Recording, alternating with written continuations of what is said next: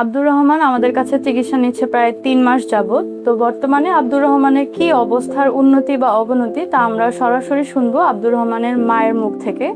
আসসালামু আলাইকুম, আমি তাসনুবা হাবিব, একজন ফিজিওথেরাপি চিকিৎসক, কর্মরত আছি ইউনাইটেড ফিজিওথেরাপি জোনে।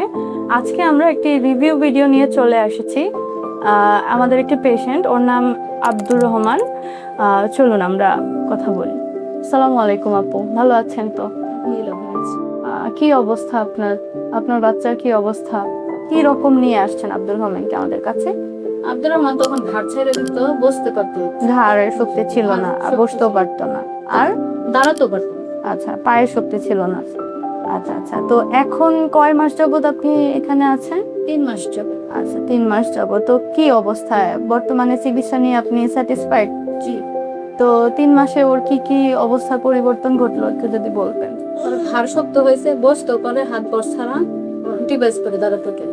ও আচ্ছা আচ্ছা, তো যেটা বললেন যে ঘাড় আগে নাড়াতে পারতো না, এখন শক্ত একদম ঠিকঠাক আছে, তাই তো? আর দাঁড়াতেও পারে। সাপোর্টে দাঁড়ায় নাকি সাপোর্ট ছাড়াই দাঁড়াচ্ছে ডিভাইসের মাধ্যমে? আচ্ছা, তো দর্শক আপনারা শুনতে পারলেন, আব্দুর রহমান যখন আমাদের কাছে প্রথম আসে তখন ওর ঘাড় একেবারেই মানে শক্তি ছিল না এবং ঘাড় সে উঠাতে পারতো না। এখন আল্লাহর রহমতে ঘাড় সুন্দরভাবে নাড়াতে পারে, ঘাড় শক্ত রাখে, মাথা তুলে এদিক ওদিক তাকাতে পারে।